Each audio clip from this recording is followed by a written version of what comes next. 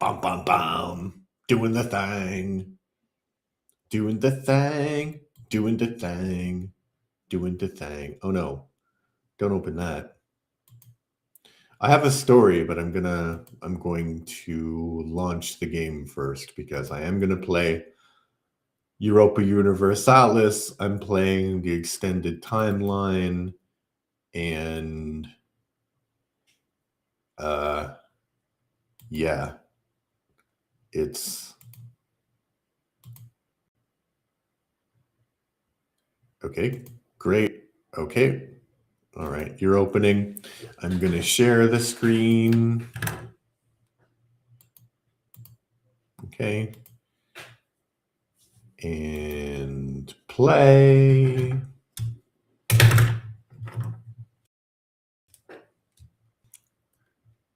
Ooh.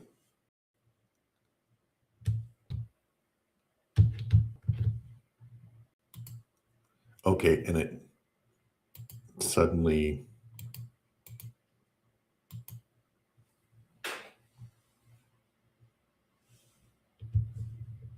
Oh no. Wait. Wait. Okay. Great. I hate when everything turns on when you turn on your computer. Like, I don't want everything to be turned on. Why do I have to share? Sharing the screen again. Okay, great. Great. Okay. Hello. We already got one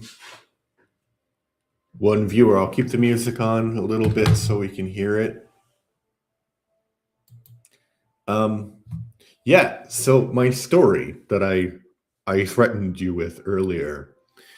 I'm listening to this great podcast, and I don't know how old it is. Maybe it's like three or 4 years old, and it's so great. It's one of my favorite podcasts. It's called The Fall of Civilizations.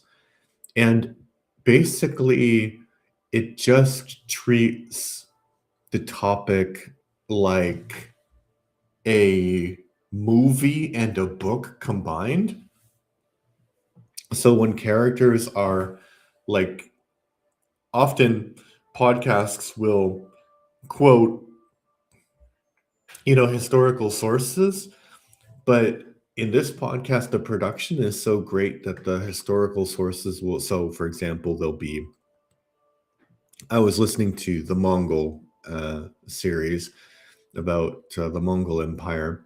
So there'll be like people talking in Mongolian. It's really, really great.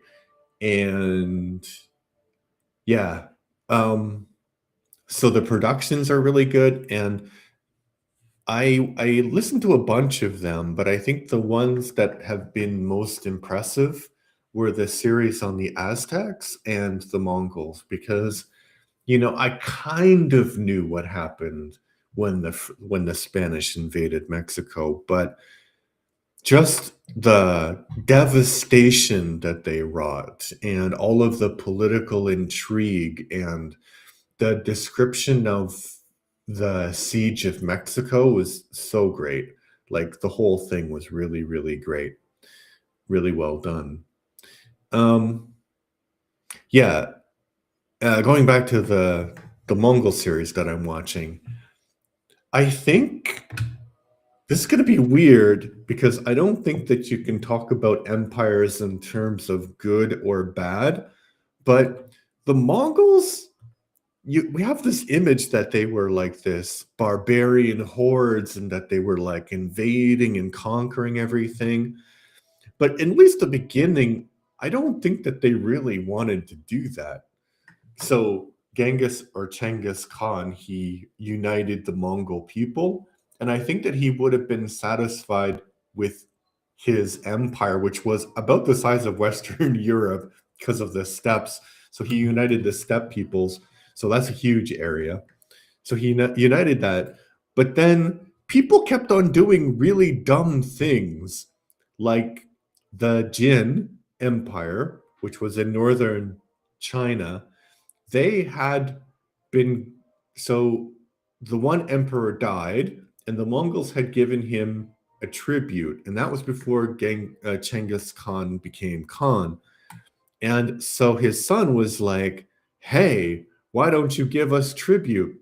And because he didn't actually have to do that, because the son realized what kind of situation Cengiz was in, but he decided, yeah, yeah, yeah, we want tribute.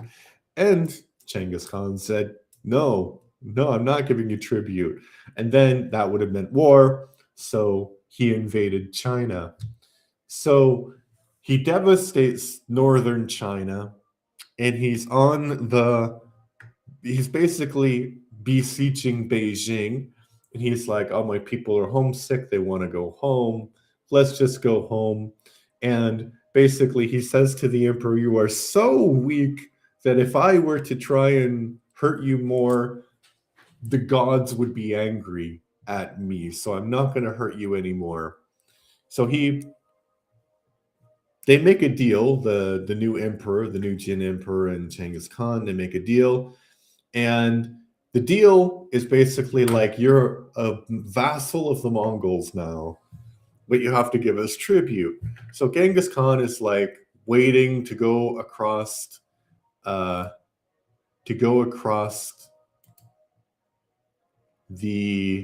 Gobi Desert because it's the summer. So he's waiting to go across the Gobi Desert. It's the summer of So it's really, really hot. So he's waiting until it gets colder.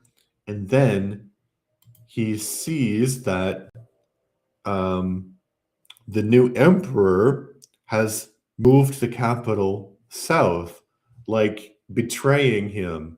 So, because basically, if you move the capital away from the Mongols, you're not like a vassal of the Mongols anymore. So Genghis is like, oh, you can't do that to me. And he goes back and devastates the war again.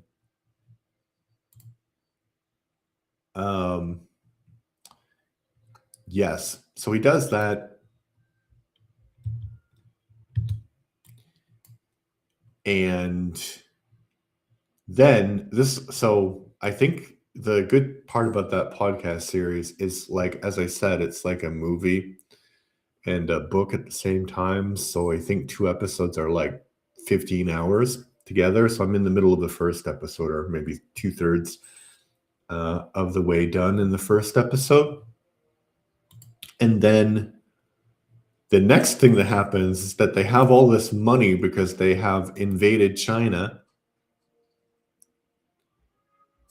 And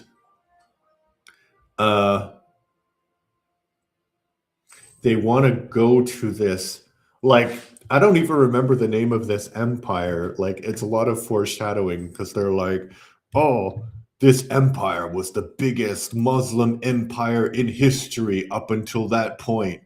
And it was so large that people were saying that the emperor's his conquests would go down like a new Alexander, basically. And yeah, no one remembers the name of that. But basically, Genghis Khan just wanted to trade with these people. He wanted to trade, and I stopped the episode there because I wanted to do other things. But basically, they're gonna say,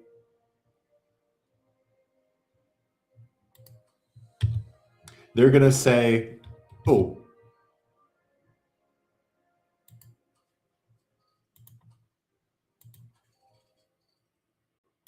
cavalry. I don't have cavalry.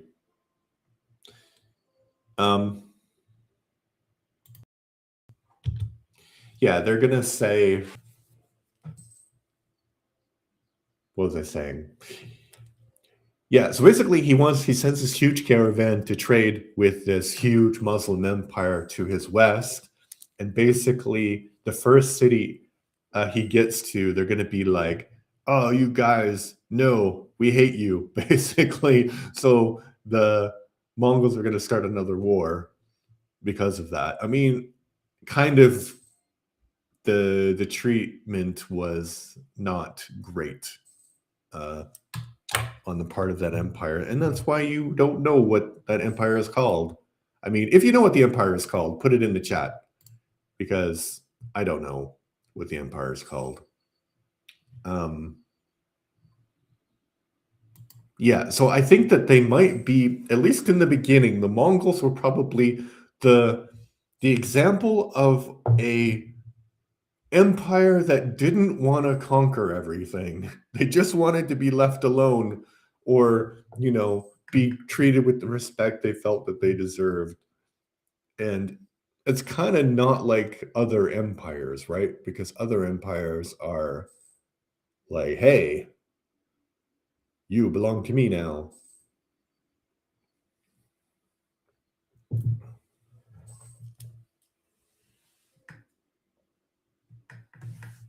So this is my little empire. It's the year 486. And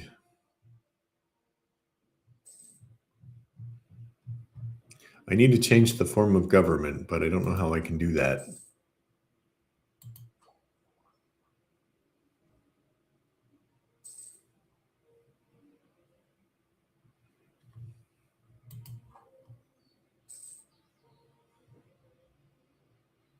Maybe somebody knows how to change the form of government?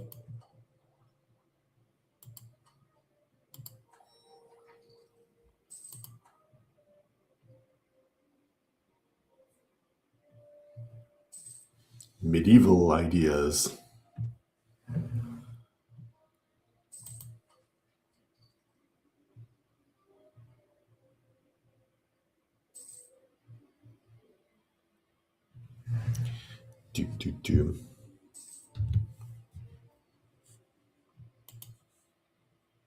No one knows how to change the form of government. Also, then I think I'm going to make an entire video about this, but there was a comment on my YouTube channel.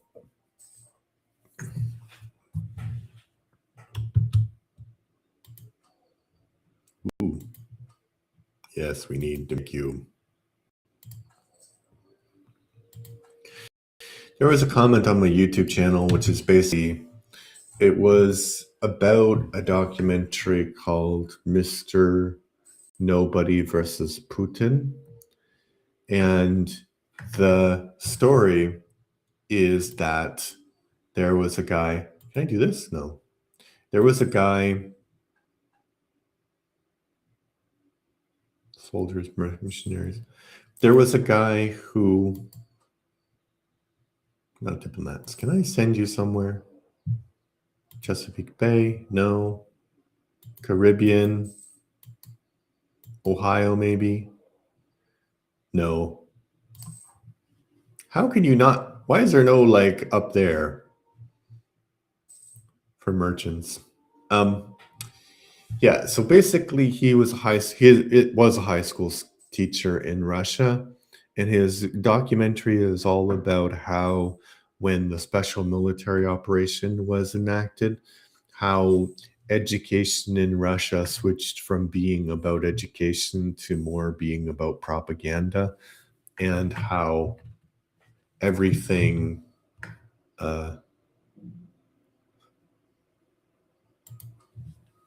get more prestige, how everything was surrounding that. I like how I've abolished taxes and I never lose any money. And the documentary it's interesting, but my big takeaway was that I think that he was presenting this as like some uniquely Russian thing and some very horrible thing that only happened to Russia. And I think that there are horrible things that have only happened to Russia, but the fact that truth dies first in any conflict is not like a horrible thing. I mean, it is a horrible thing, but it's not like a uniquely Russian horrible thing. It's a normal part of human nature, unfortunately. But what I was surprised by um, was I got a comment on this video, very kind of well constructed comment, but kind of odd, I would say. Because basically it was saying that this guy, was doing a horrible thing because he was using minors in his documentary. They are minors in the fact that they are not adults. That is true. But it's weird how we have like this culture of protecting children, but also we don't really protect children. Like in North America, you think about the Epstein scandals and all of that stuff, and maybe this comment comes from that sort of reaction. But like, if I was thinking about the perspective of the guy, of the documentary maker, how he's trying to make this documentary because he feels like these children, they are losing their future.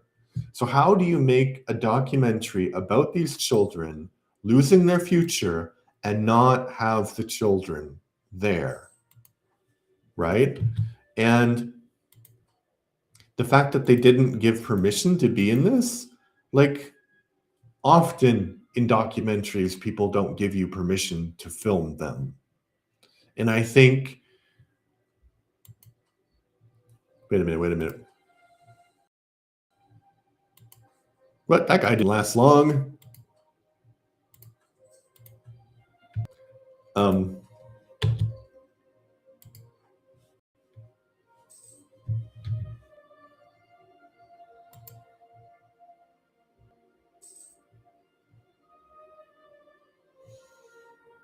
oh, okay. So Manic Six Pup says, I need European nations to colonize near me so I can get like those, that I can change the government. So that's going to take a while, seeing as I'm playing the extended version, the extended timeline mod. It's the year 491, not 1491. Well, if I could colonize, that would be great, because then I could expand.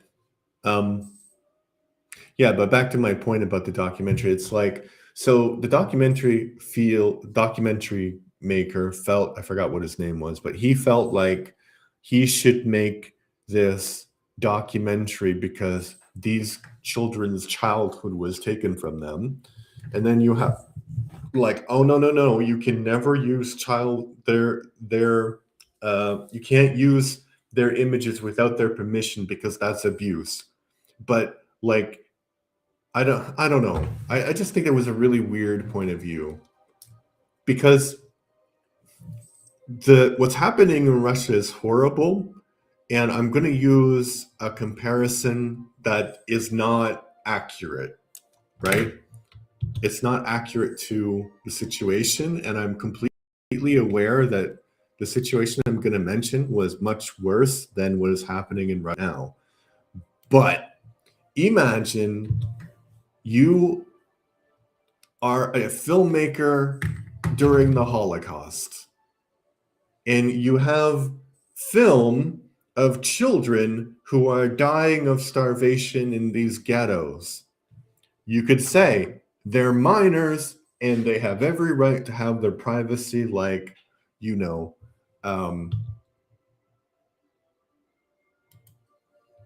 their privacy respected or whatnot. But you know, the bigger virtue is telling the world about this horrible thing that's happening to them. So I think, I don't want to say that virtue is relative, but you can be a fundamentalist about virtue and then you don't see the other things, and like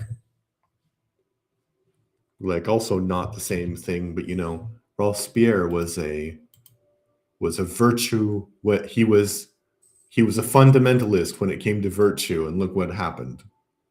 You know, so if you don't see the good of the specific situation, then it falls apart. Because, you know, and I'm not saying that that documentary is perfect, because it's not perfect, but like if you feel like these children are getting their childhood stolen because their education system is turning into a propaganda machine, like how else are you supposed to prevent that from happening, or document that it's happening, or protest that it's happening, if you can't actually show images of the kids? It's weird. And I think like the thing is, like, also he had this weird job, which was he was the school cinema videographer, which I don't know if a lot of schools have that position. Like, I never heard of a school that has that position, but I guess in Russia, that school had that position. And before, it was more like, you know, filming graduations and school plays and concerts and things. And then it became more like filming lessons to make sure that they, you know, they towed the Kremlin line. And so these kids are already being filmed all the time by this guy because that's his job. So I don't know. I just thought that that was weird.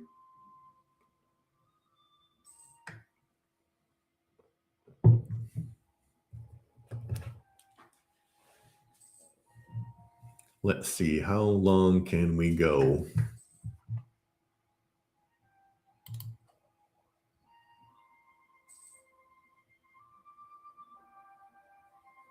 497.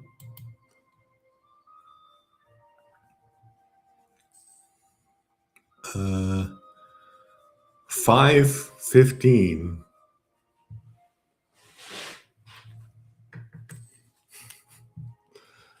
I'm behind in, what am I behind? Serfdom and organized religion. It's possible that hopefully down here the Aztecs will do something with serfdom and organized religion, and it will go up here, and then I can embrace the institution. But dubious. I'm dubious.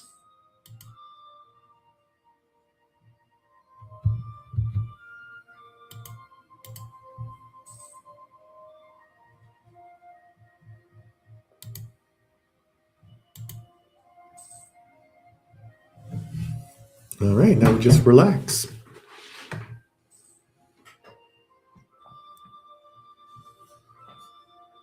I don't even need to actually look at the screen. I can look at the screen like this.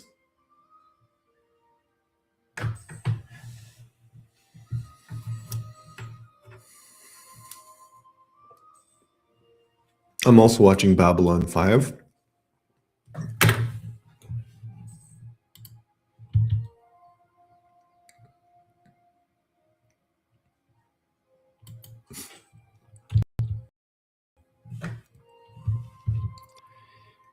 And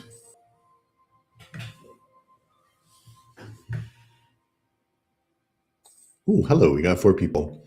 Well, I'm watching Babylon 5, and I watched it when I was a kid growing up. If you don't know Babylon 5 is one of the first kind of uh, stories where on television where it was planned out, like the beginning and the middle and the end was planned out.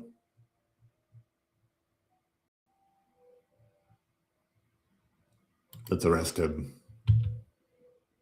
So we're going to need to replace him. He left because he got arrested. Oh,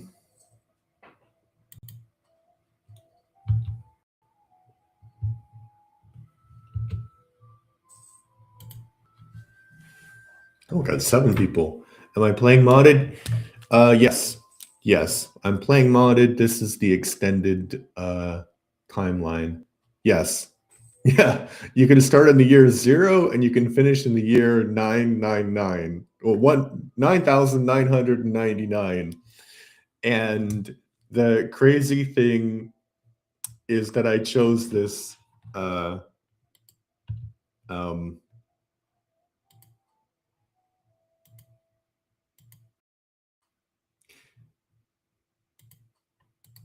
I chose what's it called? Adiwandaron, because basically this is the area where I grew up in, right there. So I thought, why not? But the extended timeline has this thing where it's trying to because I thought it would be like Civilization, when you can fight, like you can send like jets against news or something. I thought it would be like that, but it was not like that at all. Um,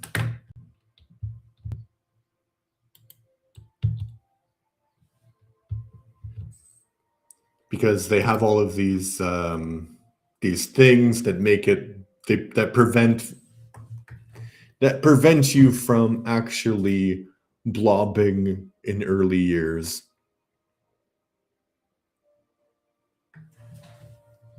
Yeah, so my monarch power is really high. So anyway, back to Babylon 5. Babylon 5 was the first like kind of television series where everything was planned, and it came out at the same time as Deep Space Nine, Star Trek Deep Space Nine. And because it was a Star Trek franchise, not that there's anything wrong with Deep Space Nine, I don't think that there is, but it kind of was more popular. But because I grew up where you can see on the screen there's a big city in Toronto, which is Lake Ontario there. I grew up on the north shore of Lake Erie. So it was a very small place. And there was only 3 TV stations. And for whatever reason, they were playing Babylon 5 on one of them. So I actually didn't watch a lot of modern Star Trek at that time, just the original series and Babylon 5. But I think that I haven't watched all of the episodes. Like I haven't seen the entire story. So I'm watching it now. And it's good. It's really good. Some things are quite annoying, like Delenn. Delenn is an annoying character. She has some cool lines, but she is, for the most part, really annoying. So basically, this is just me chatting with you guys, I guess, because nothing's going to happen for 1,000 years. I'm going to build some warehouses, and my country is 72nd, which is pretty impressive for the year 400, whatever it is right now.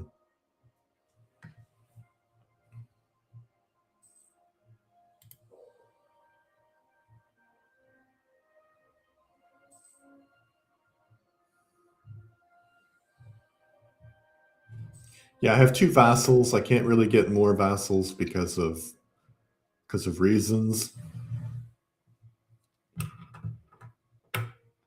I wonder if there's a way that you can check how many subjects you can have.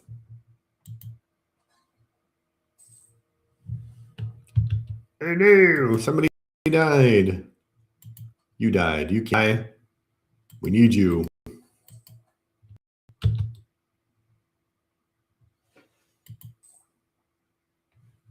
And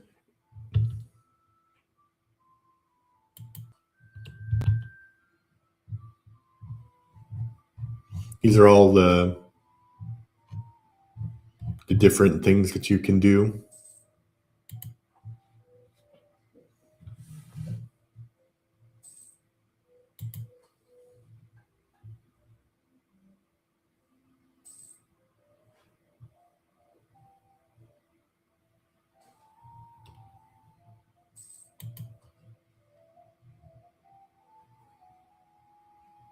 You don't need any missionaries.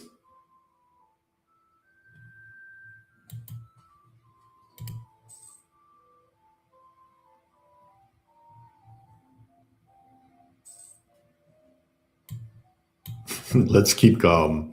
I'm very calm. So calm.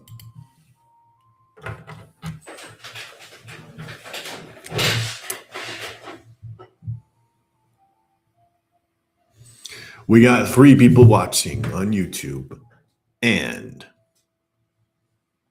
no one's also gonna like declare war on me because they can't actually expand right now because we need to have somebody needs to have colonization first. And I think that's kind of weird mechanic because I think I've talked about this on the stream before, but when you have like colonization is not something that people invented, right? It's actually a fundamental part of being human where you say, "Oh, like I I want to show you how colonization works." So you maybe we can show you over here. So let's say right here, there's very good fish, and these are all like it's settled. There's like you know that there's settlements. So if there's really good fish there, they don't want to keep going back and forth between those two places to get the fish. So they send a few people and their families, and they create a settlement there, and that's how colonization works. It's really, really simple. People have been doing it for hundreds of thousands of years, right? But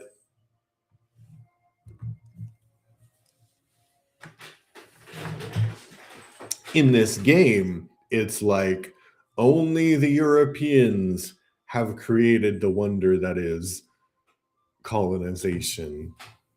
Or, you know, you have to research colonization, and it doesn't make any sense whatsoever.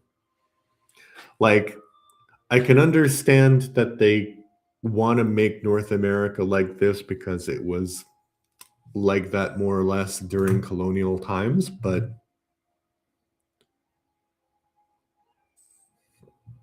also, you know, in North America, there was devastation of disease and stuff. So, North America might not have originally been as empty as it is on this map, right? Like the English, they report, you know, when they established their colonies, that they would see all of these places, and it was like the fields were just created for them because the people had died like a generation or 2 generations previous and just left this empty space. So the English thought it was like a blessing. So is this map actually what it looked like in pre European times? Or is it just what it looked like on the cusp of the age of exploration? I don't know. It's a good question that I don't know the answer to because I'm not that smart. I mean, am I that smart? Well, I mean, I think, you know, I had this thought sometimes, sometimes I think I am really smart. And then sometimes I say the stupidest things. Like I read once about these ginkgo trees that are like thousands of years old, millions of years old, that they were around at the time of the dinosaurs. And I told my wife at the time, like I said, "Oh, see that tree? That's a ginkgo tree." And she's like, "No, it's a chestnut tree." And I didn't do that once. I did it at least twice. So, yeah, but then sometimes I think you know, I'm more intelligent. And then sometimes I think I'm not. You know, like everybody. Oh no, the comet.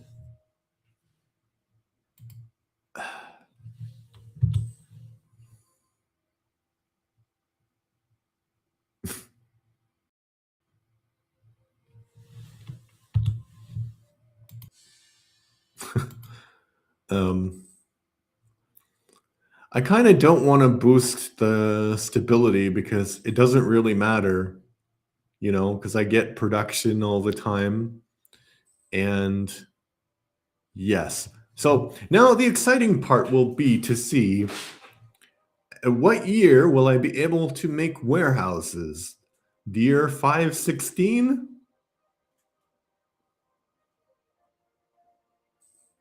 Also, I should be able to embrace. Oh, but wait. I have.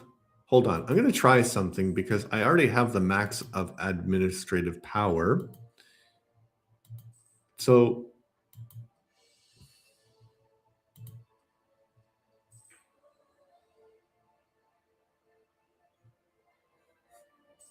Yeah, that didn't do that much. It didn't change the date by that much.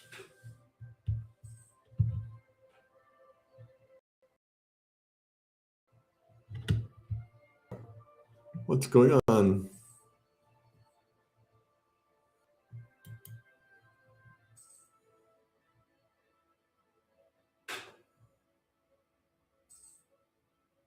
Ooh, can I send? Can I send?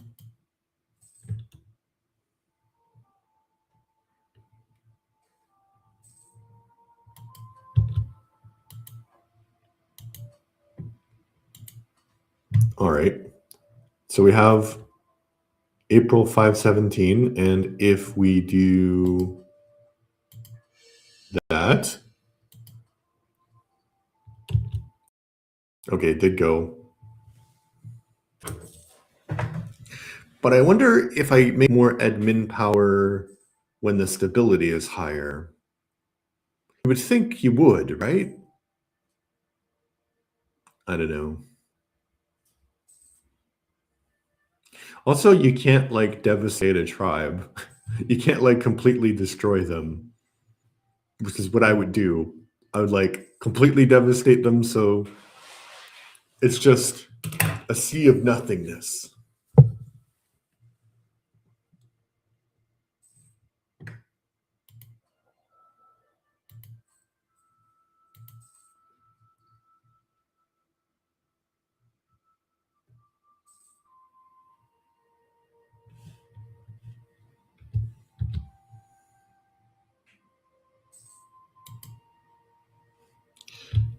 Do.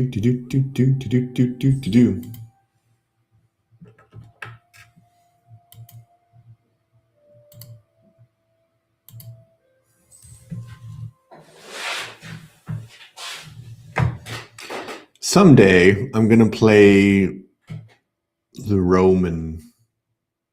Actually, maybe I will do that.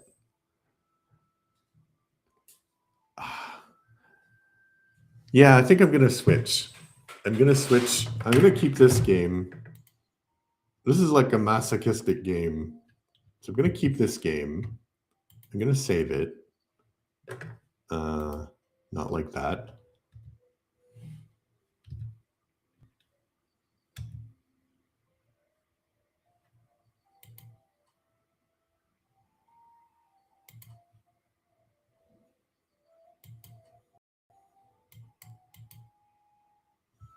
Okay, I'm gonna this one. And exit menu. 36th largest army, 96th largest navy, 25th most provinces, 30th highest province value, 70th highest trade income. My score is 3. Oh no. No. Yes. Okay. It stopped probably sharing the screen. I'm going to share it again. Hold on. Can I do that? Yeah, I can. All right. We're going to the main menu and we're going to play Rome now. It keeps breaking.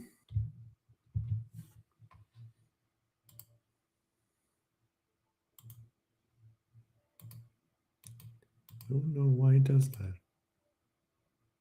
All right. What? What do you mean? Why do I have to go through the loading thing when I'm already in the game?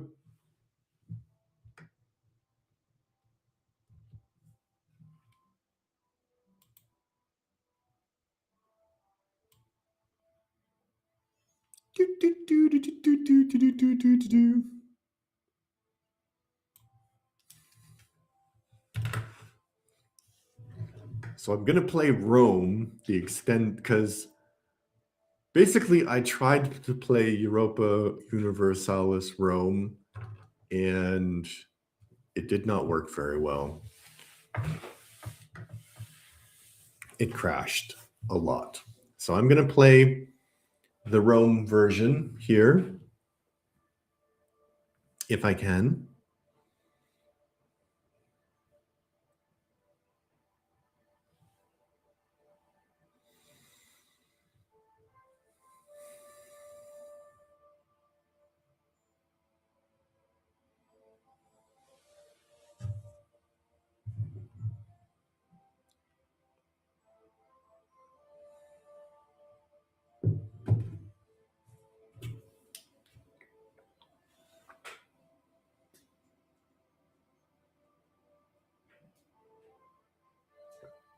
Of course, it has to load again. Maybe I'll make some tea while I'm waiting. Oh, we got 5 people watching, and I'm about to go make some tea, but it's still loading, so I can't do anything. Look at Mamet the Great, or whoever that is. Maybe in the chat you could say who that is. I don't know. I think it's Mamet the Great.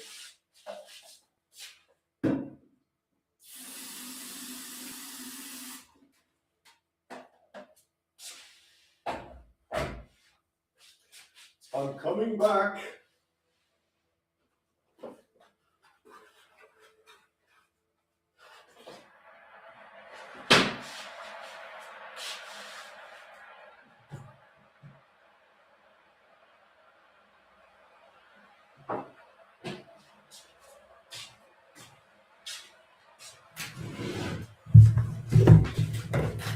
Guess who's back?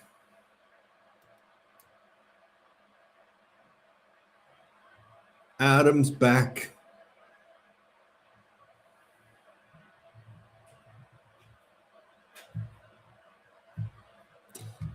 Ah.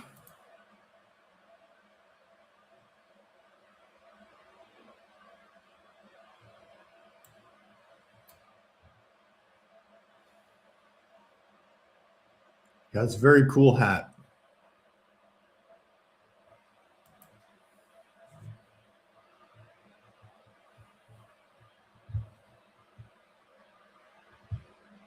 Ooh. Okay, there we go. I think. Oh no, I did something.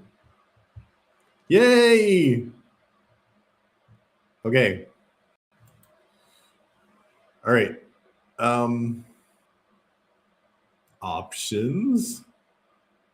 Difficulty, very easy. Okay. There's not going to be any unlucky nations.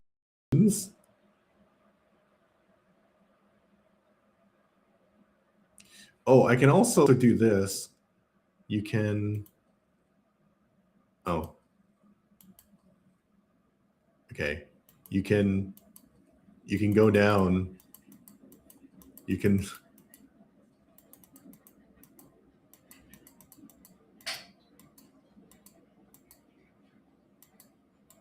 You can start in the year 0, I believe, which I'm going to do. I'm going to start in the year 0. I'm going to be Rome.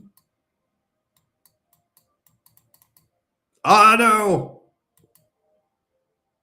It didn't want me to do that. Okay, you can start the year 2.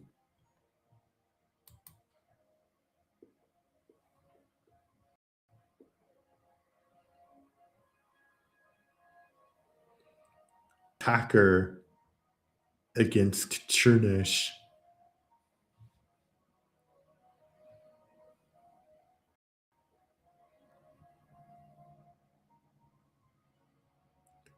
So many vassals of Rome.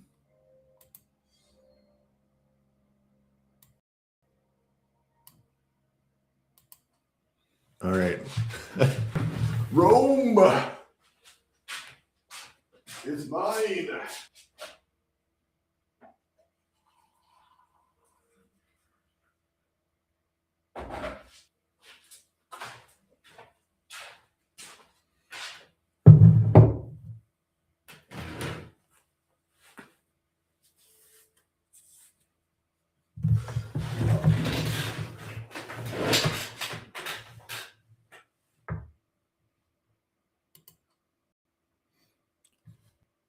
Probably should have read that, right?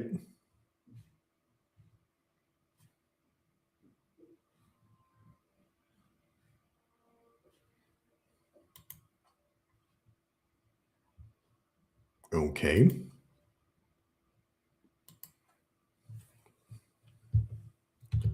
I forgot that I wouldn't see everything as Rome.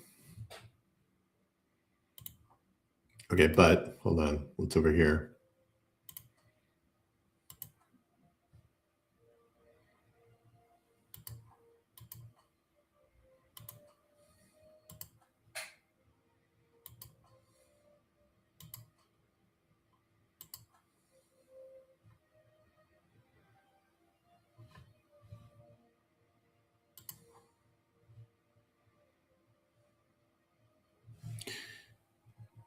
Too many diplomatic relations. Okay.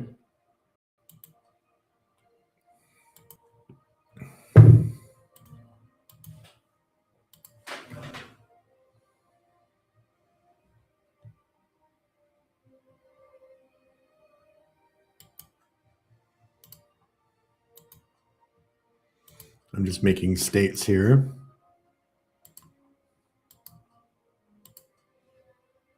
It's going to cost a lot of money. Okay. We're done. I have a big liberty desire, huh?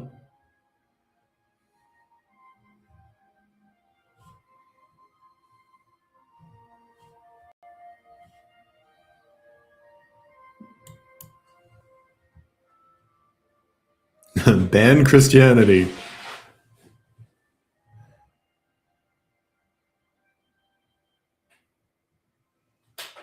No.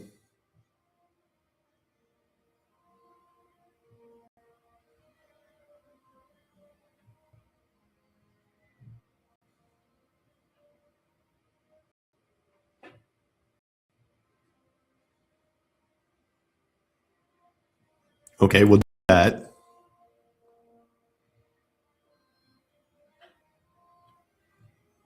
We'll do that. We'll do that. We'll do that.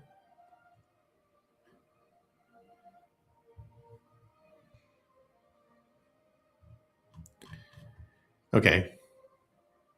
We're not going to ban Christianity. No, no, no.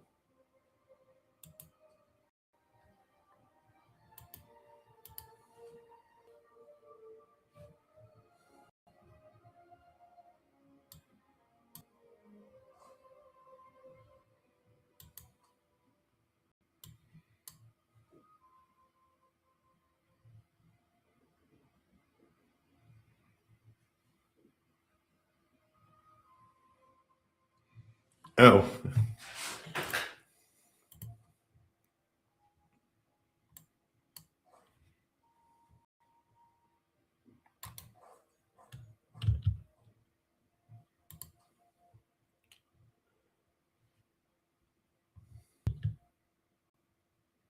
All right. I'm third? How am I third?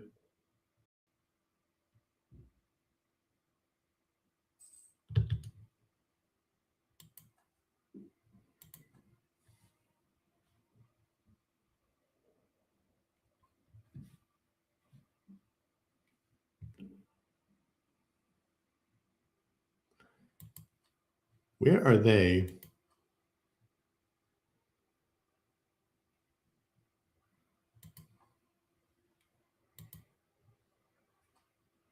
We can build forts.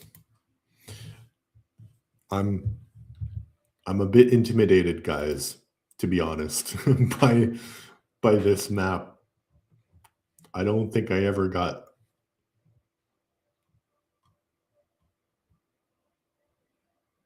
Well, that's Pontus.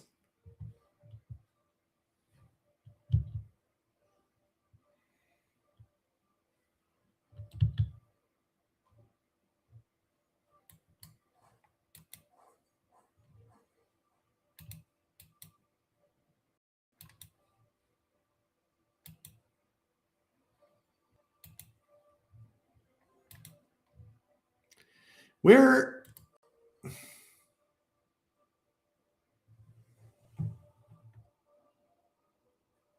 Chinoochia? Where is that?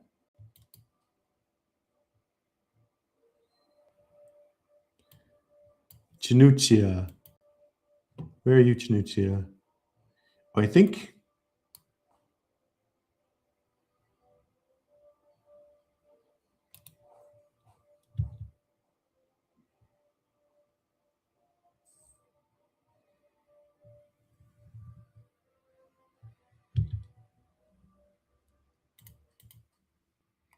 let me give you a leader.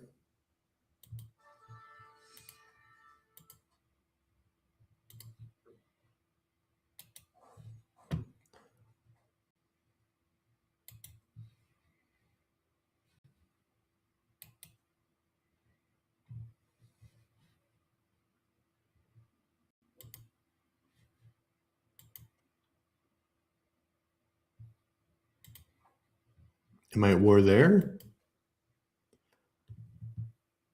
Maybe I am. Where am I at war? Ah, this is so frustrating.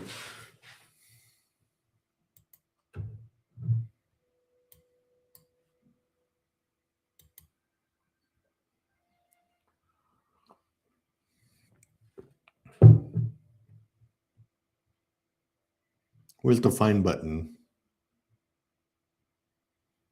Uh,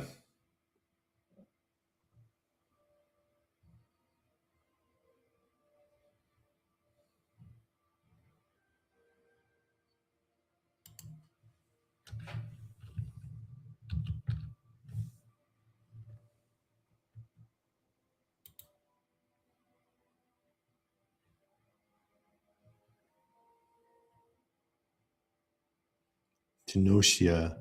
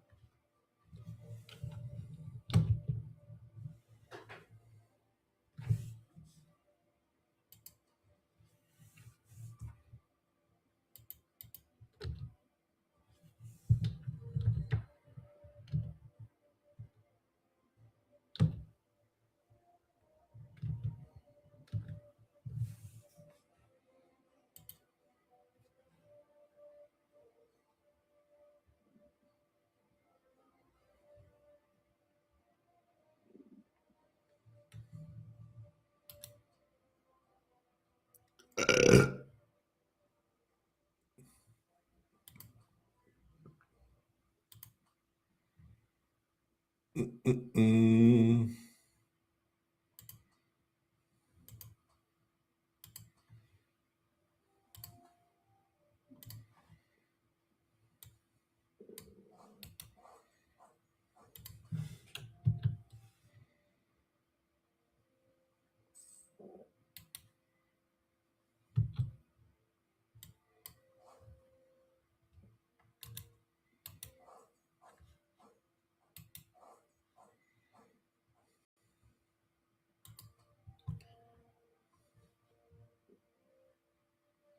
Does Tenosia? I don't know.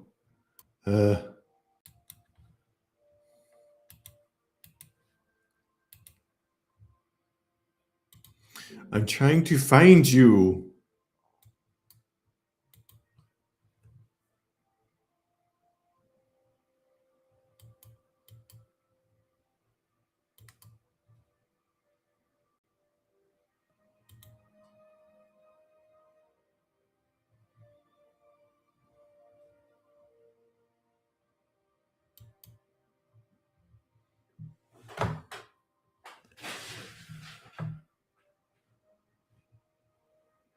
Well, if it would let me do.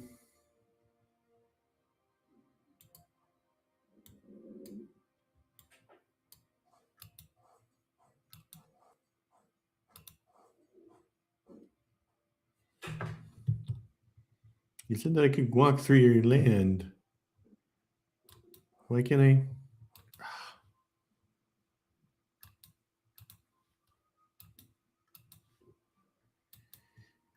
Ah, this is so frustrating. I don't know what to do.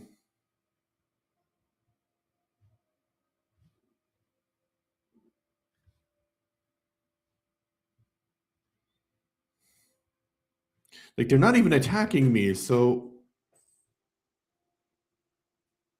where are they?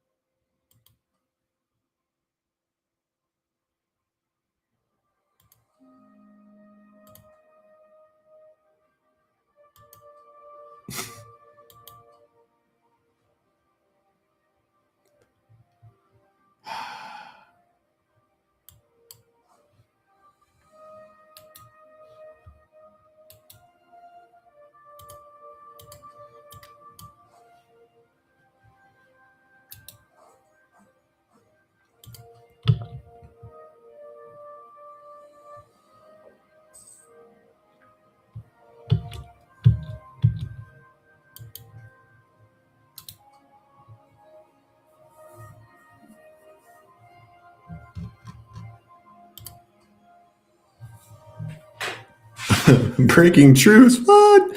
I don't know where the Germans are. Fuck me. I'm sorry, but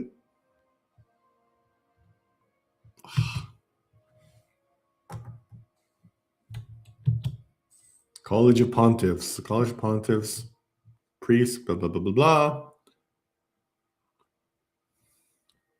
Advising the Senate in religious matters.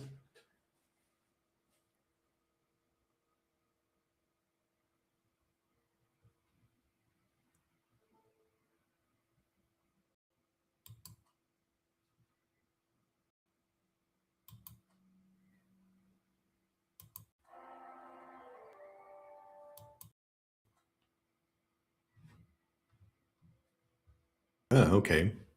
The Basque.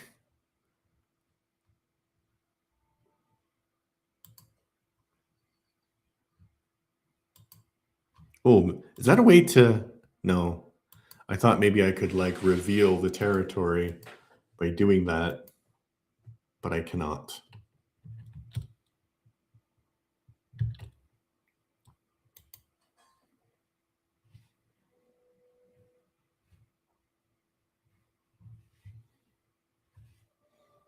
Maybe I can annex some of my subjects.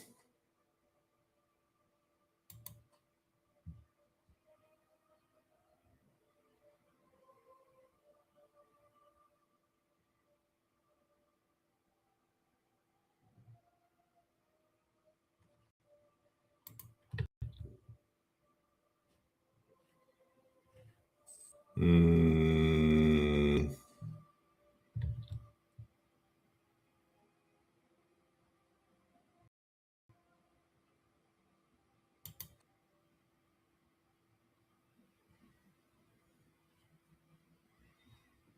Ooh.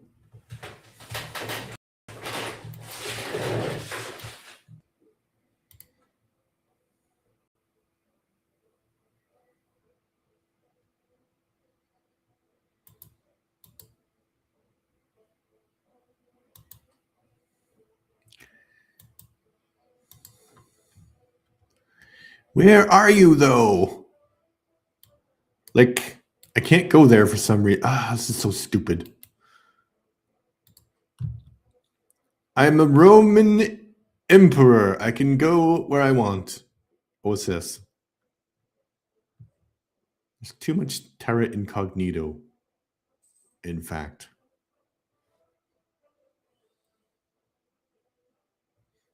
I'm like slowly winning this war, although I have no idea where they are. I think I was more entertaining when I was doing the other one because I knew what I was doing.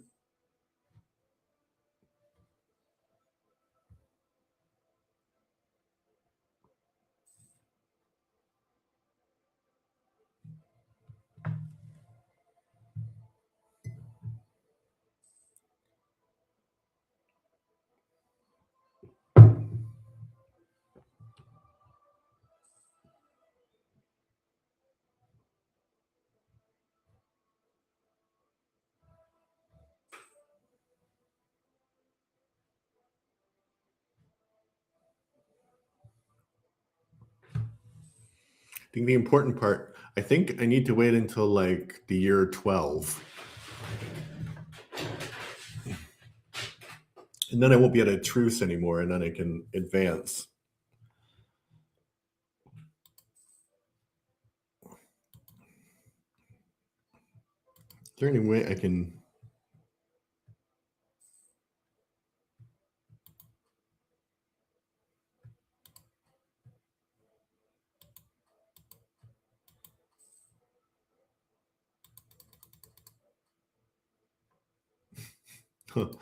They don't want to...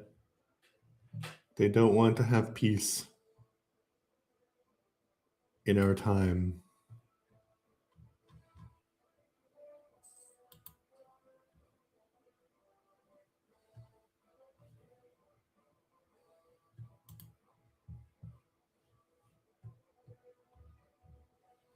Ooh. And declare war against you. Frisia. I will.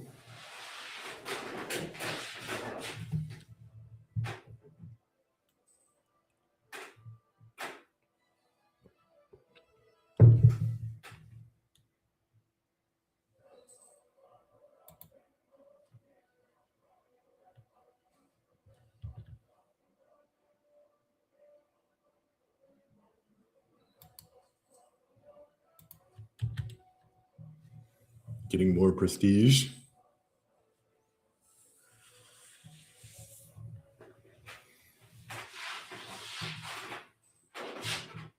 Yeah, so I think how this works is that you're not able to declare war on anyone until year 12. And like, I'm not doing anything to these barbarians because I don't know where they are. And I just need to wait until...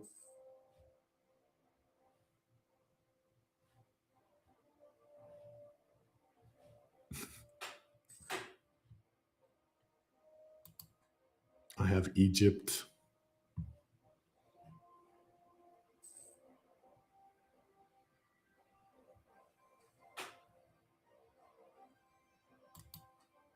Oh no.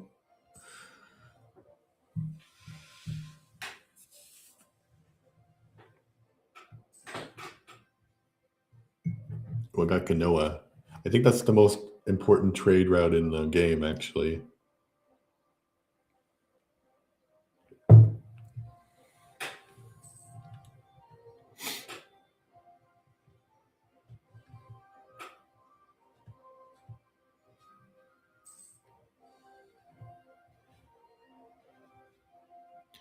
Can I...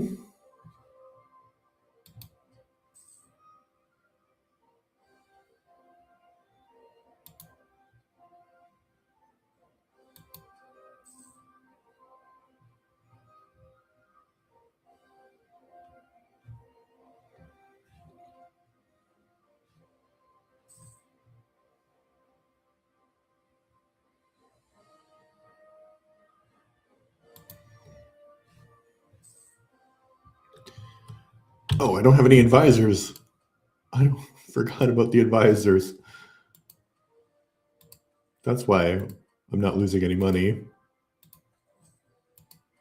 Completely forgot about that.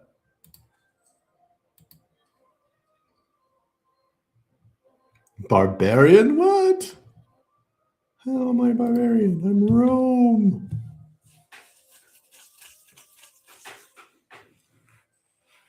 I just want to. I want to declare war.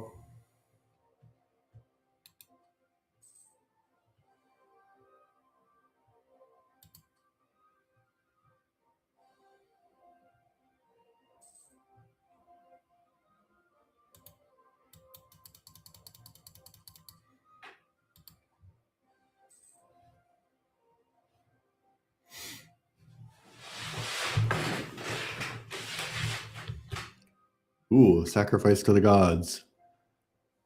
I'm trying to read it very quickly, but basically, huge sacrifice, medium sacrifice, only a human sacrifice.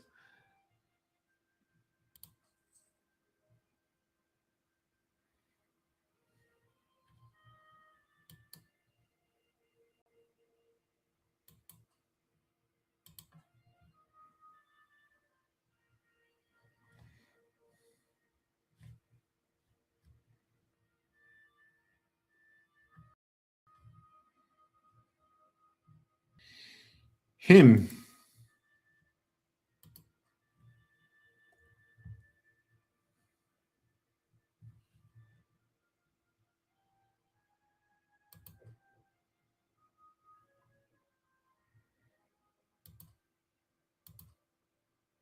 All right. Let's do that.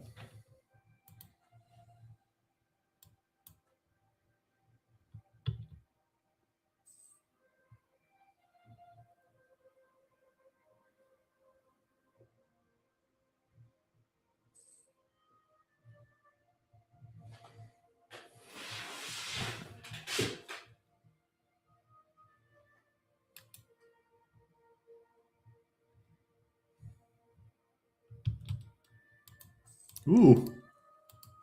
Cool. Okay, now I'm going to have like 100 things that I need to do. Okay. Now I can declare war.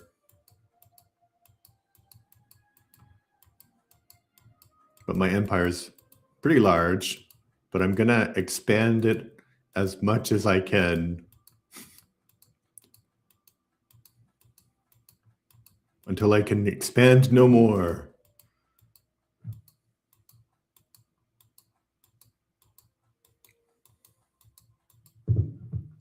That's my plan anyway. I'm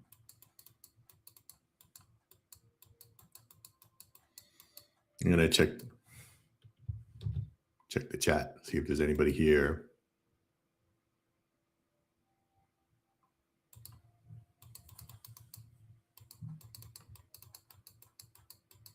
Tomorrow, I start work late. Look, I have a 10 to 6 shift. Need to go grocery shopping, but I hope I can just attack them without any kind of reason. That would be good.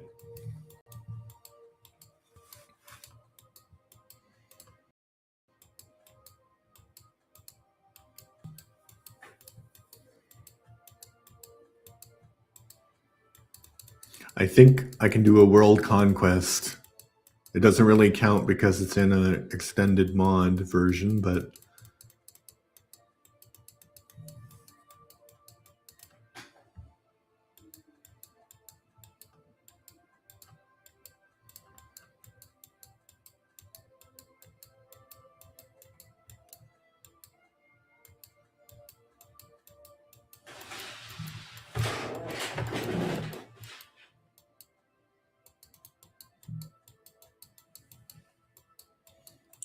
this will be every single. Can I just?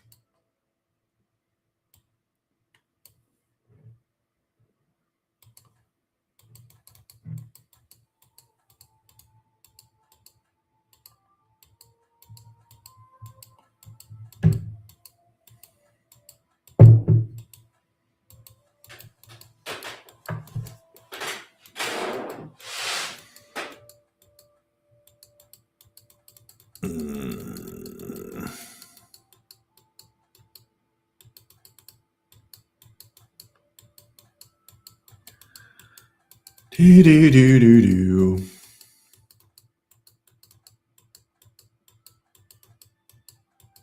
This is a bit much. I don't know how to like close them all at once.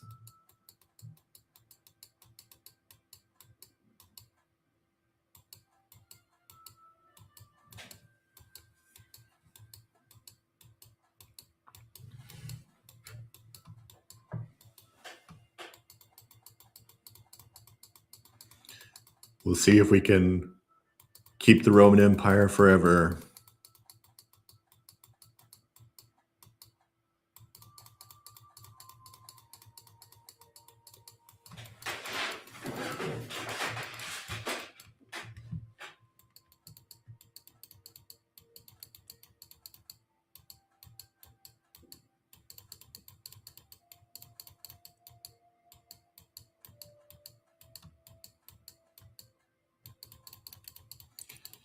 Uh,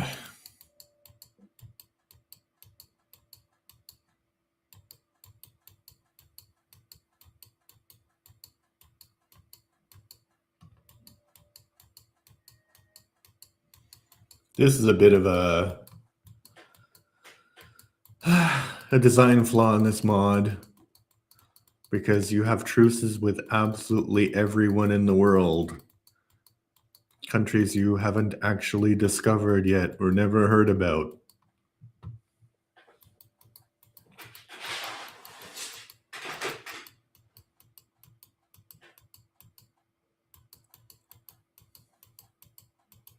Oh, I think I'm almost done.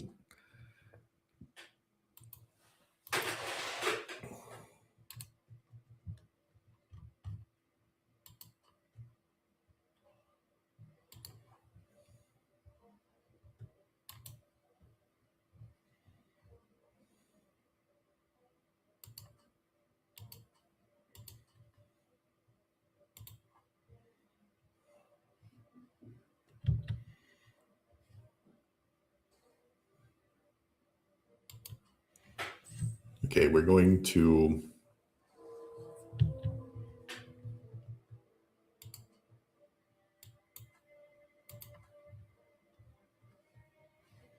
that doesn't seem like my problem. It seems like their problem.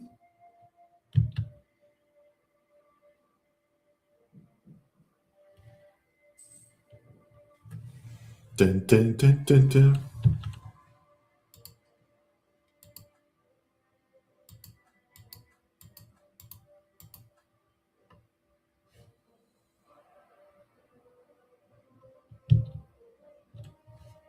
Again, those are their problems.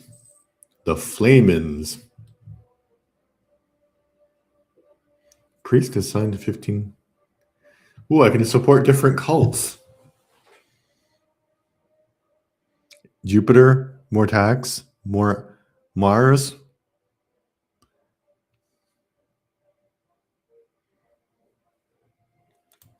Yes, let's do the Imperial cult.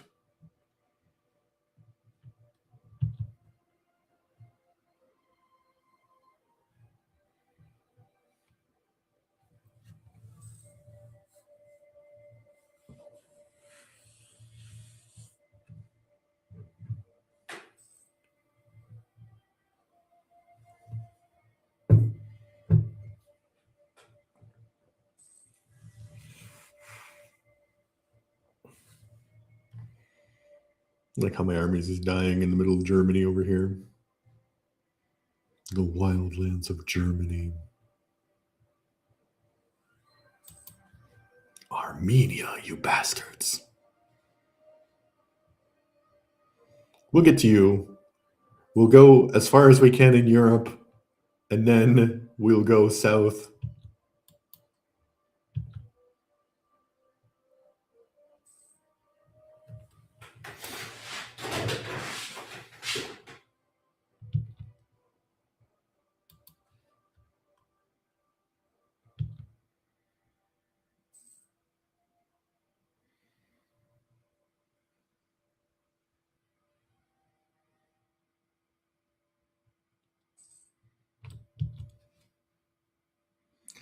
Can I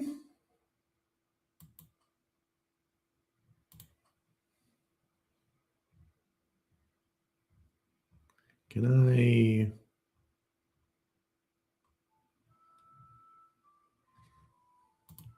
I can't do any.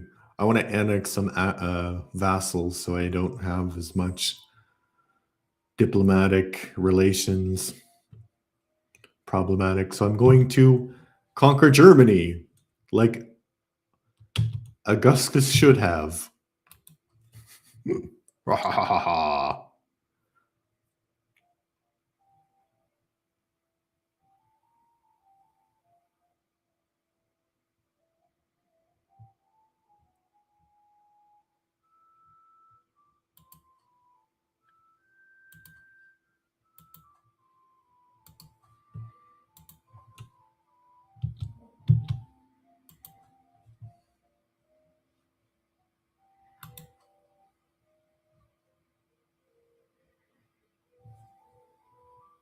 Gimbal Spy Network over here.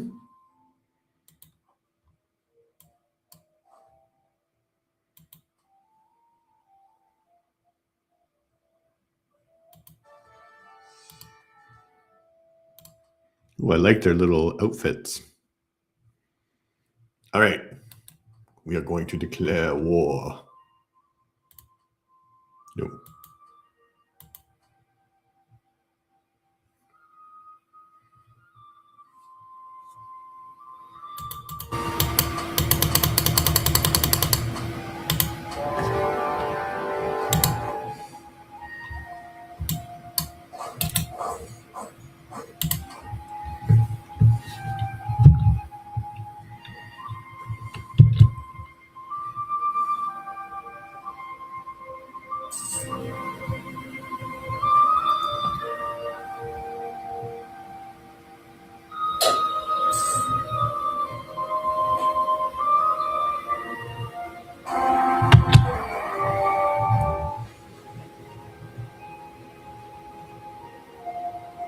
Ooh.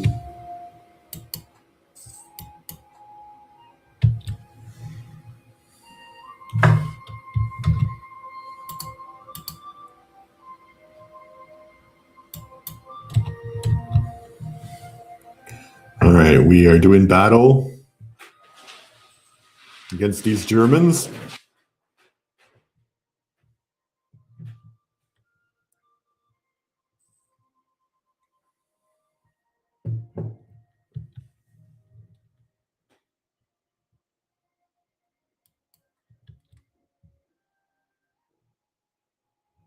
Where's Dacia?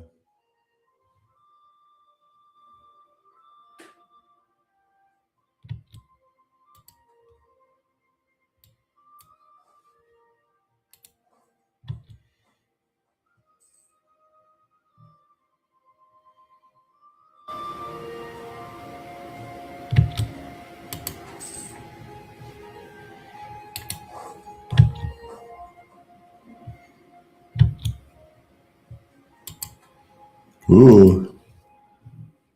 Frisia.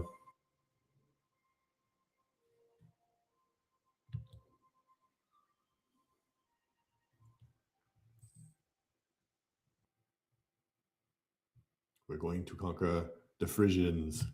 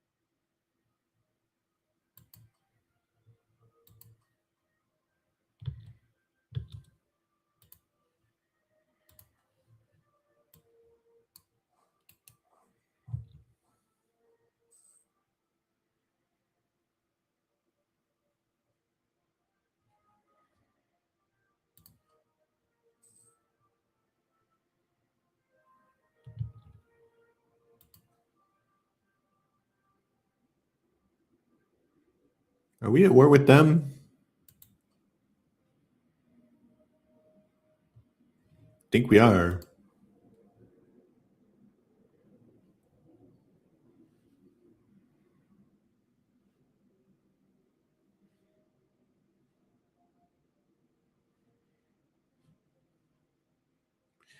Okay, we need 8.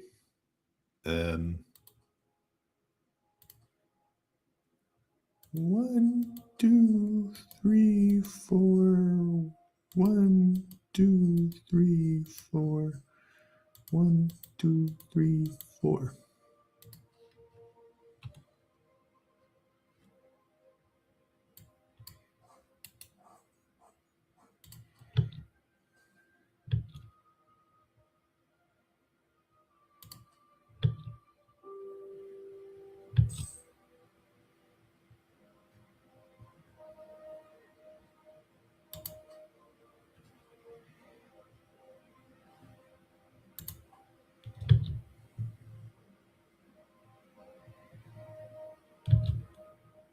What's this guy doing? I thought we were at war with him.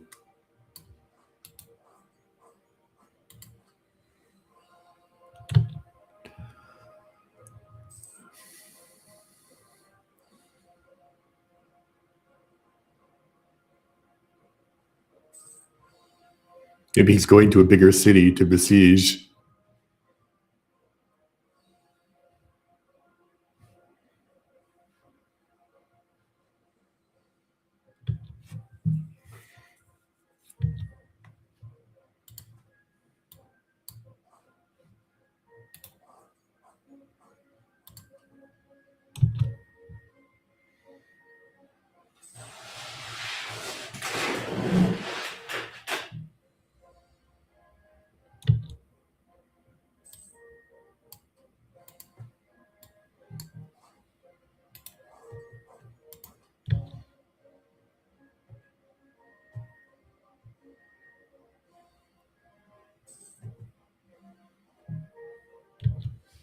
Aha.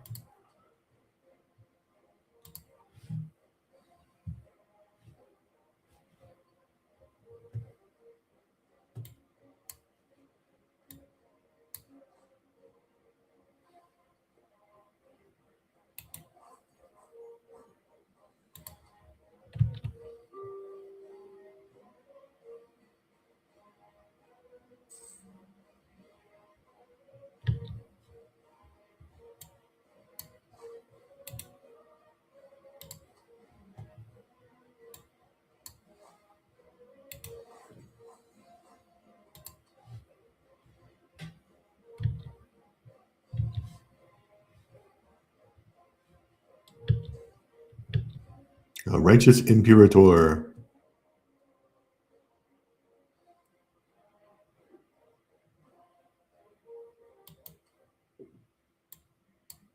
Okay.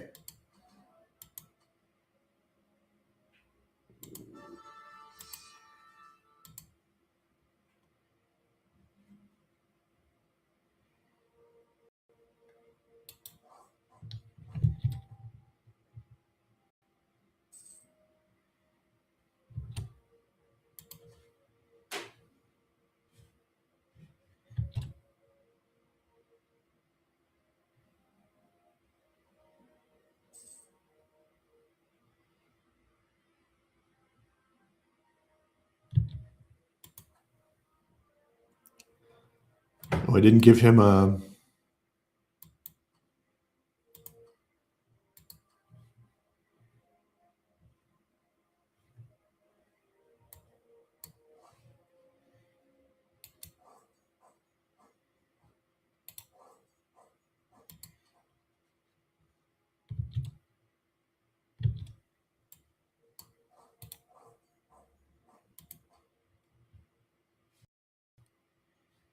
Do.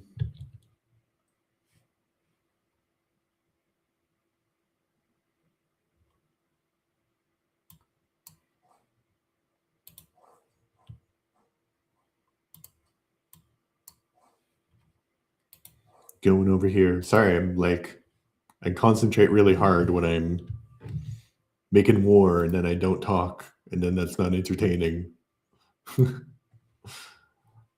Yeah, but anyway, I am going to conquer.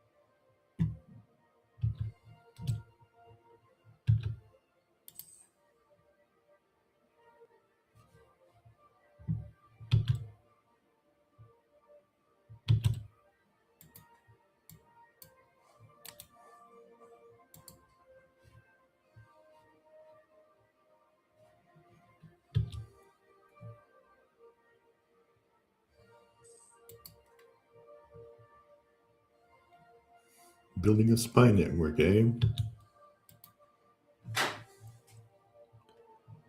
Okay. I think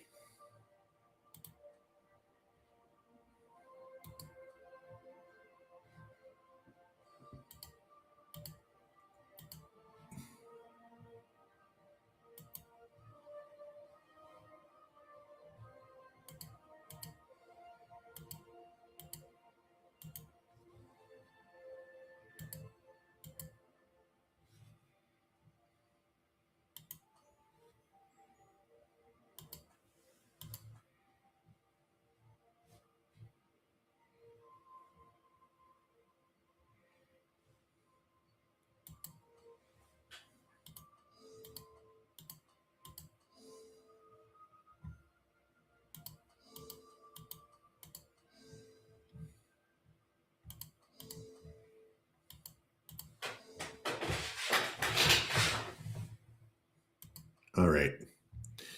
So where else can we?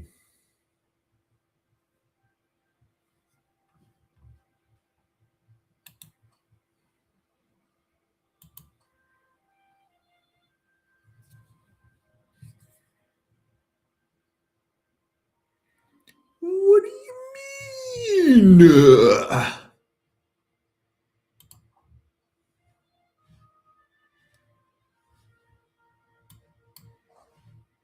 think we'll go over here.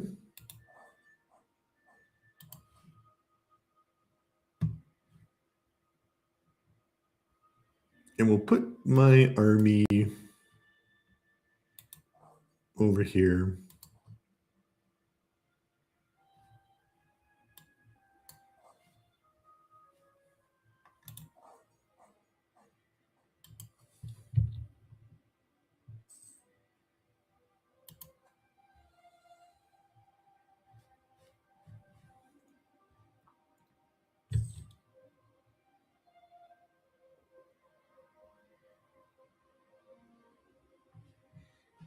A royal marriage?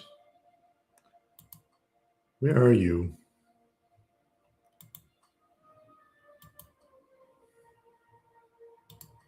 Yeah, we're going to decline that. I wonder if this game, has like the rise of Christianity, and I mean, there's already Christians, so.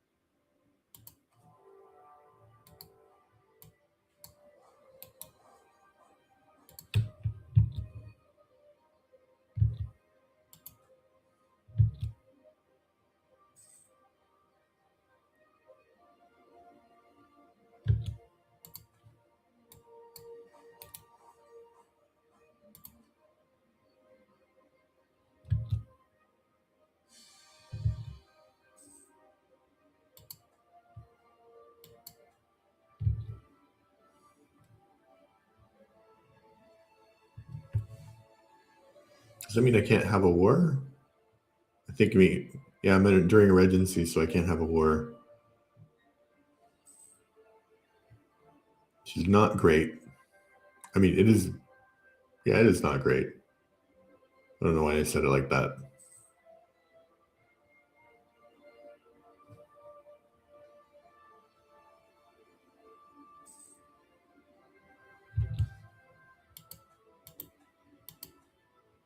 Who's observer?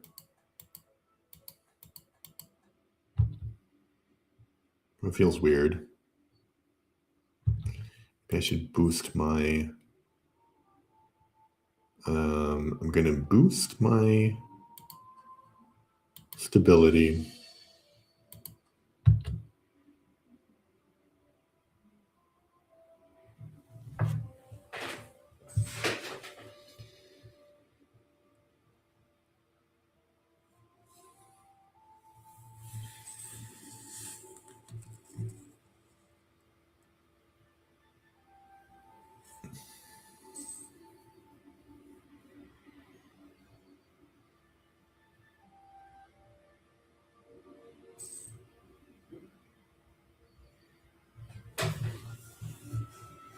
I could get rid of those ships, but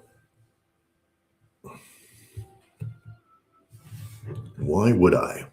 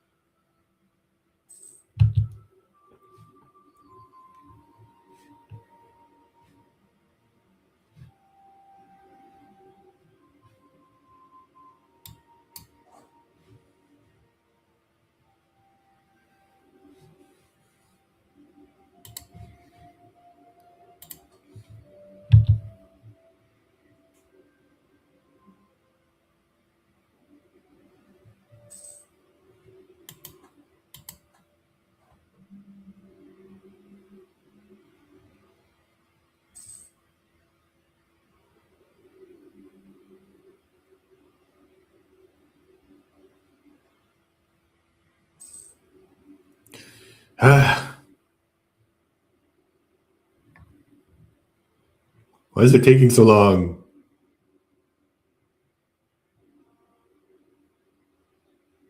Why is it taking so long?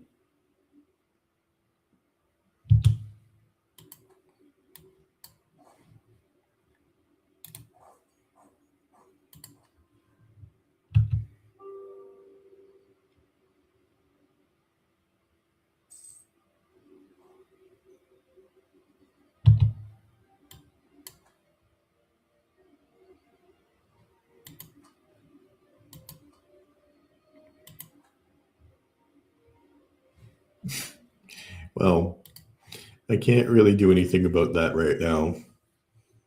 They can insult me all they want. I want to.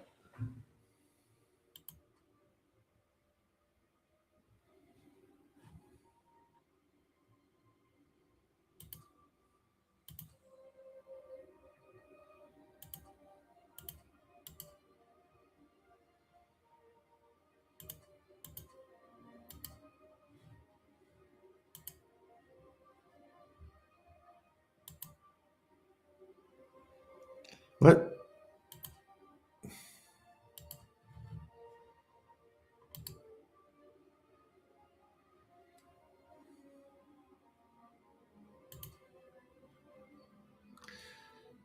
Wait a minute. Clear offer.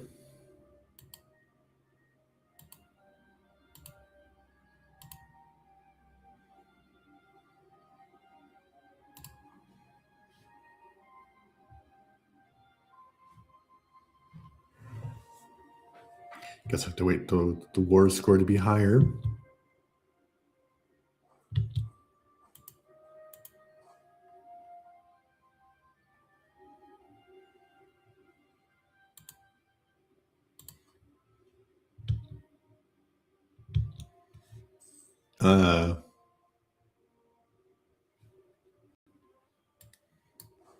Okay, I'm gonna make you go over here.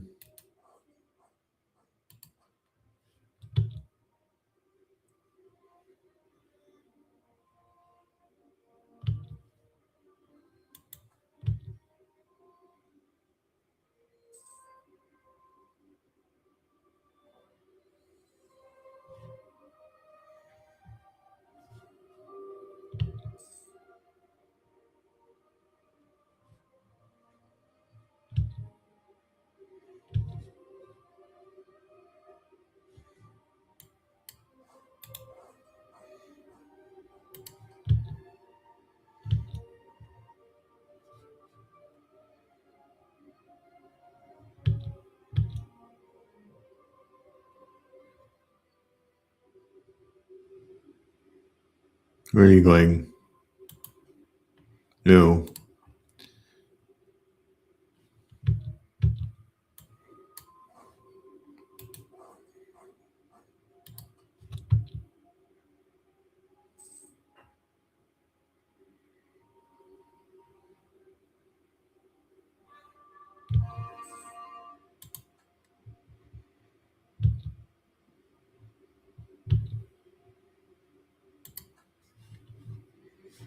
Okay, now can I get what I want?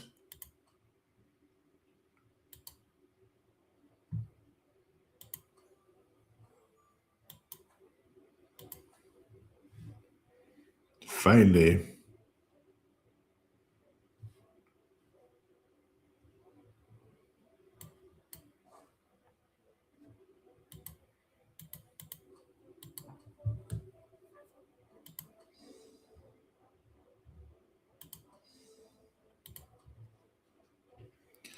Okay, question though. Can I declare war randomly on people?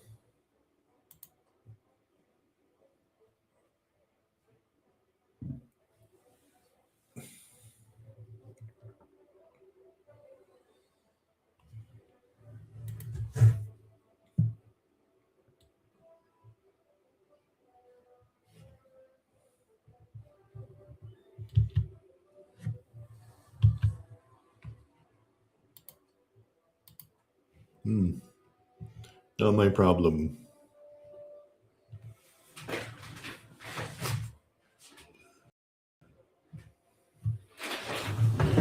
See, we need to deal with this now, or they're going to be a big problem later.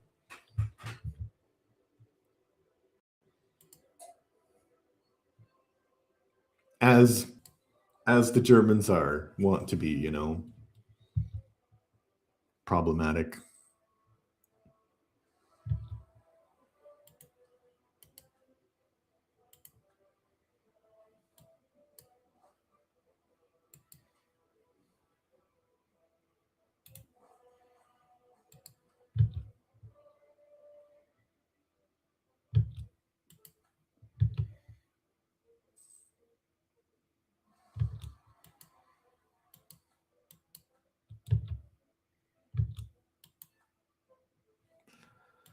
Okay, I think I need another leader.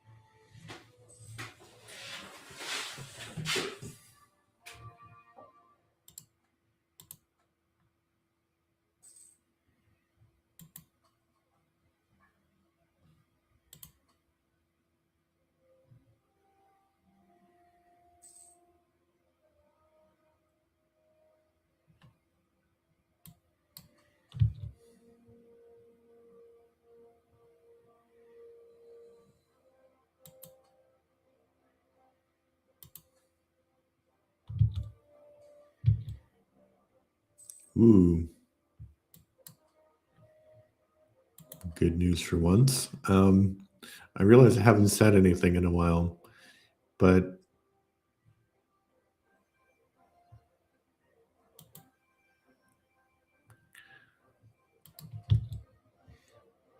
I'm trying to See if I can boost something. I guess I can't.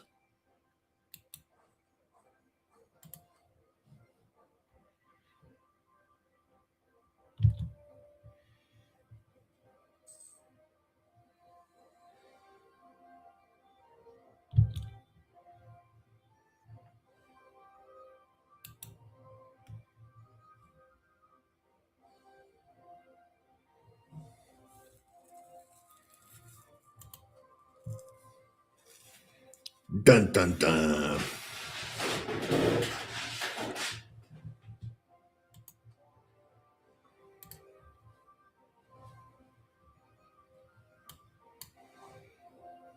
I think I maybe should wait until my men recover.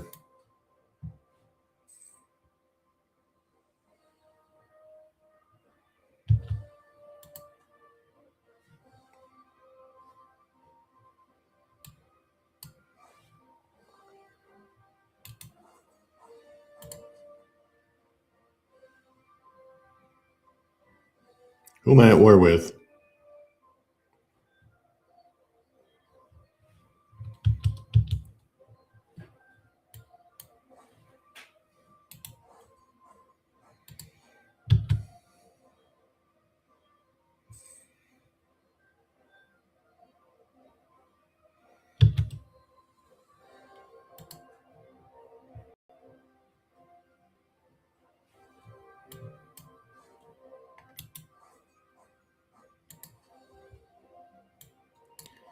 Do do do do do do.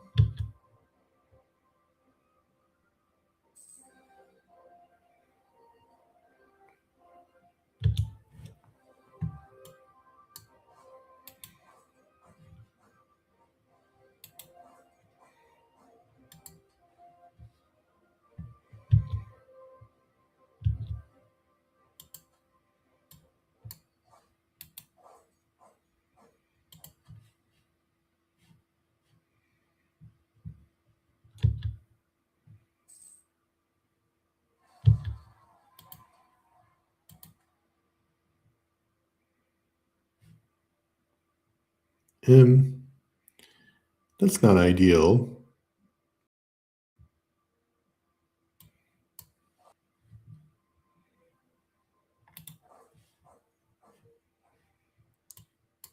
And we'll march you there.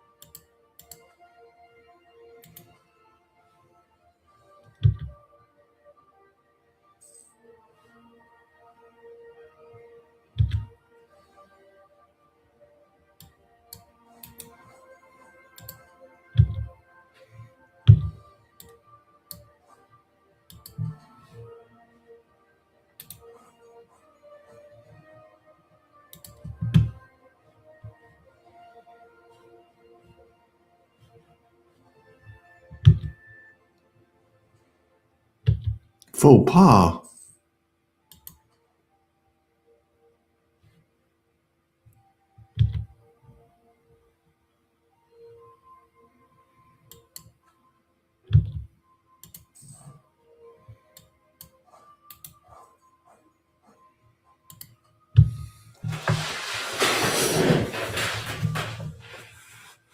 I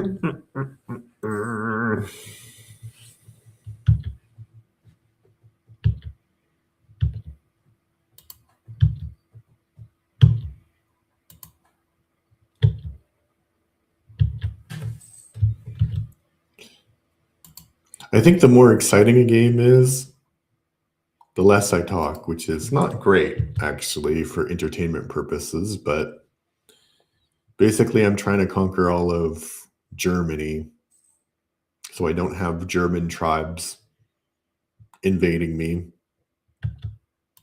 later. I'm kind of running out of people though.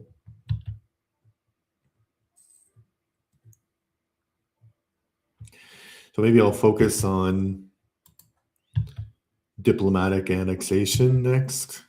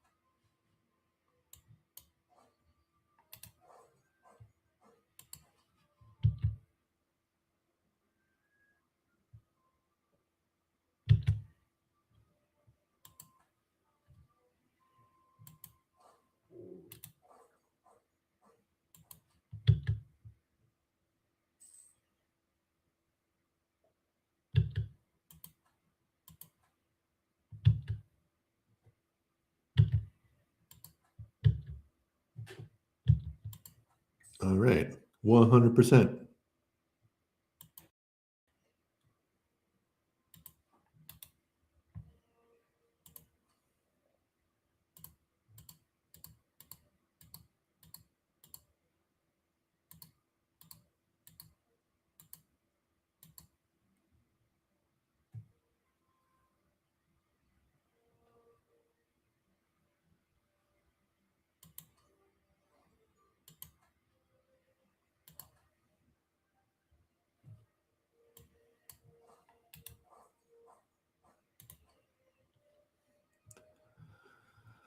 Okay.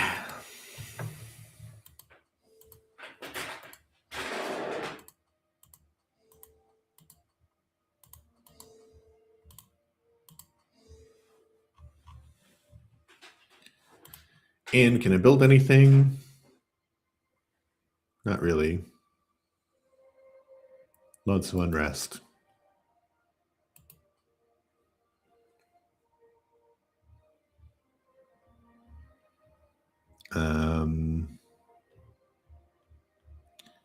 Relations? Oh, I have no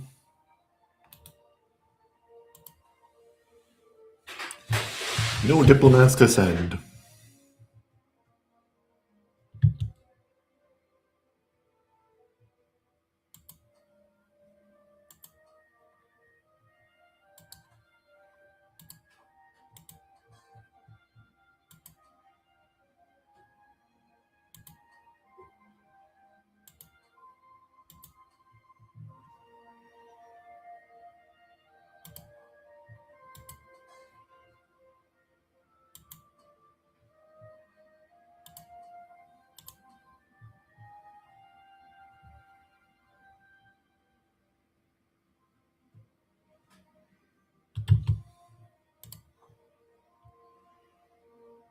All right. What are my missions for Rome?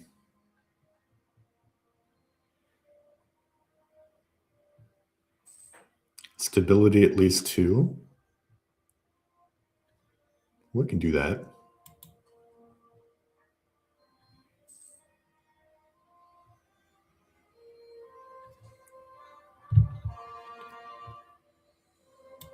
Oh no.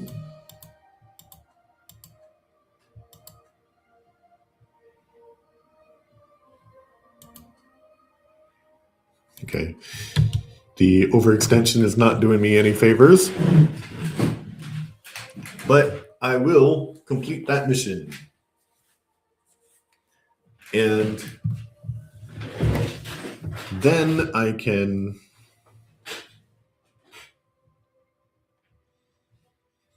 complete my mission of conquering Germany.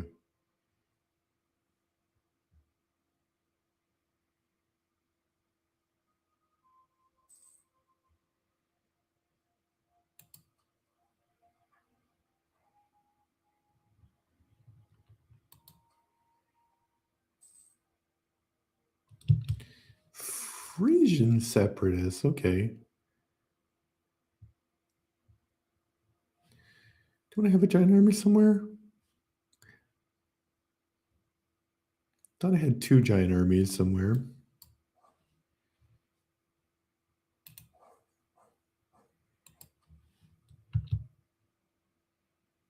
I guess I don't have a giant army anymore.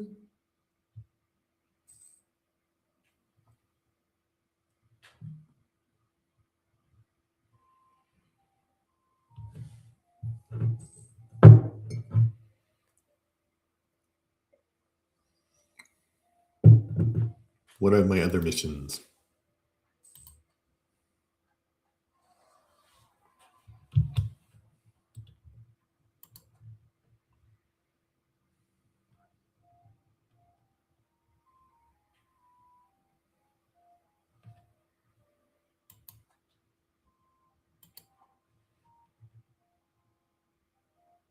Do I not have 30 galleys?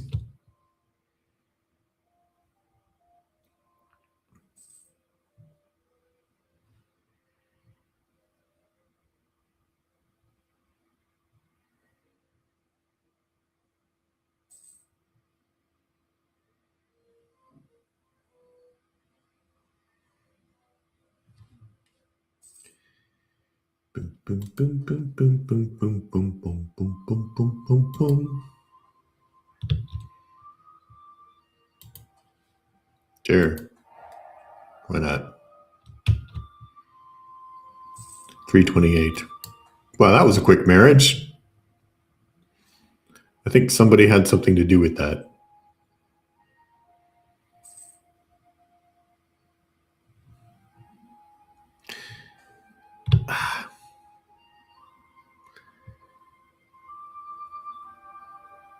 What do you mean?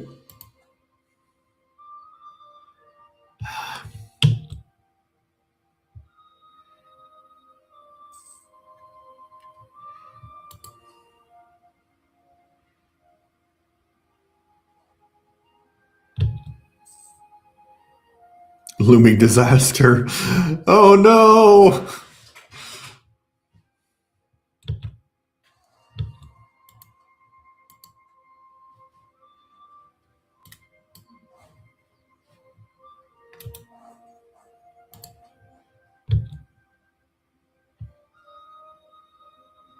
Looming disaster.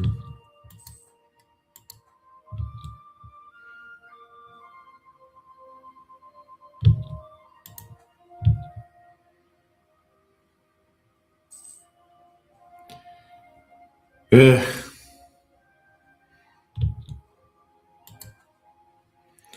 Weird though how I have 47.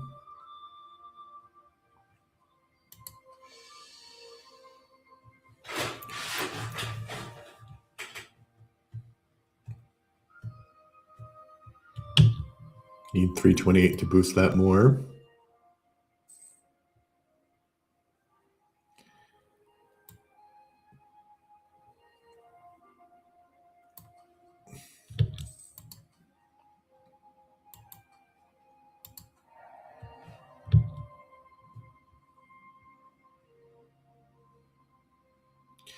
And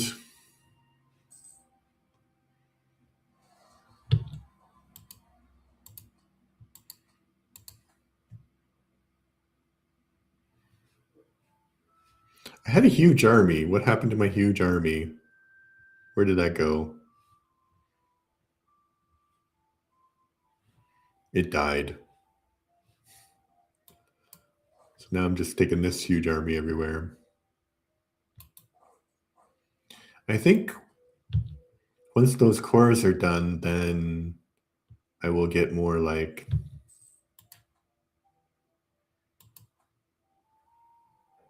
Once these cores are done, it will be better.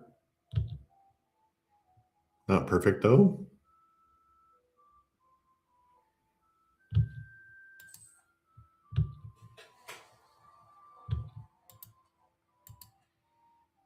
Jesus. Oh, I hate Rome.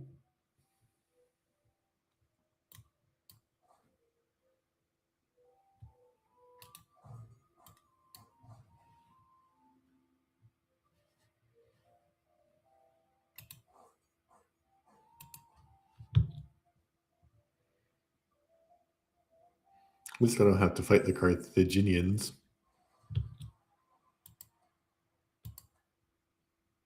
What? Oh, I hate this game. I hate this game. I hate this game. I hate this game.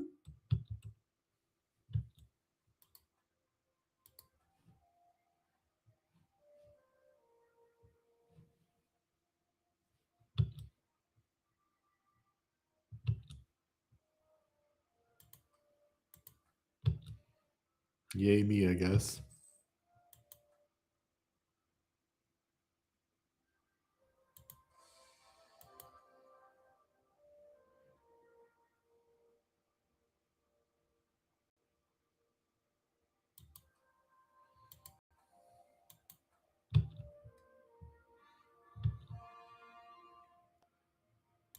Uh,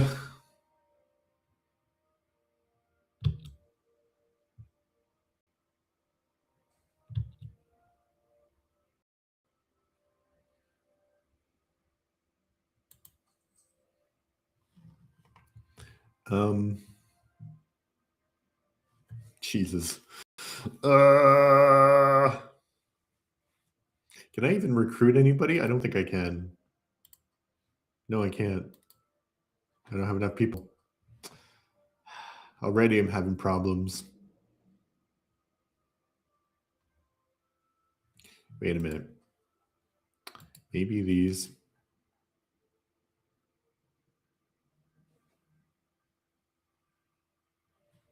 8 border forts. Okay.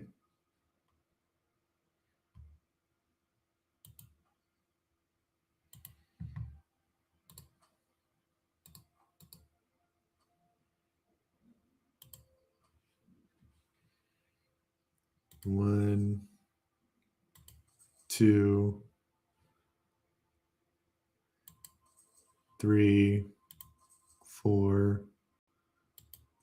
5, 6, 7, 8.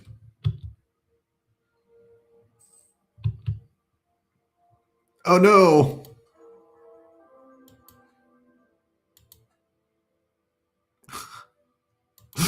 Oh no!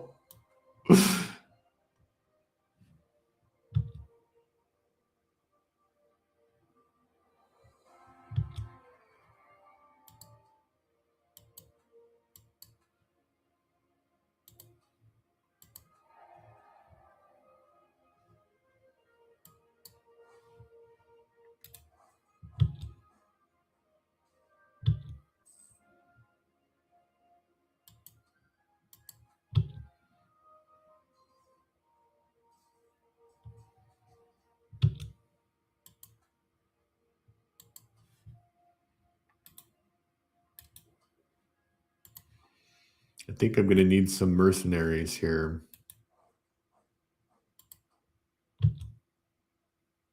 I'm just really... Jesus. I hate this game. I hate this. Oh, wait, no. No, wait.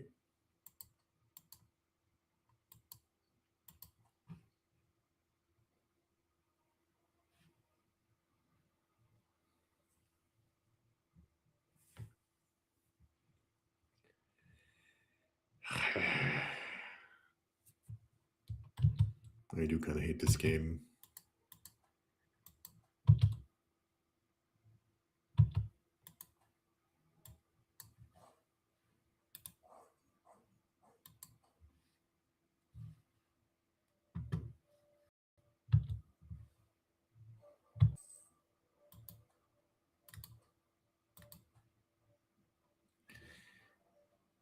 What?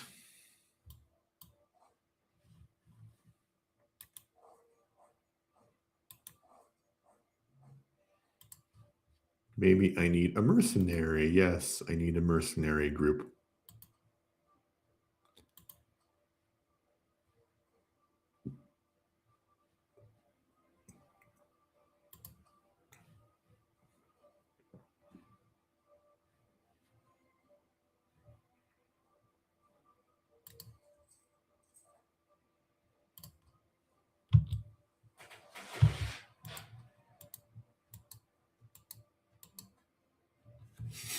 I hate this game. No, no, no, no. I'm quitting. I'm quitting. I'm not even saving it. I hate that. I don't like EU for when it gets too crazy. And you can't. Maybe I expanded too fast. Probably. I expanded too fast and I should have just annexed my vassals first.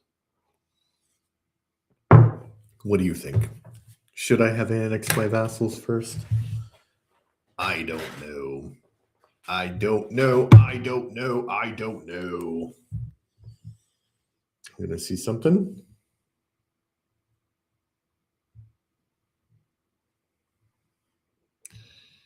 Which is how many subscribers I have currently on YouTube. 713. Ooh, 40 people watched my last video, which is a bit crazy.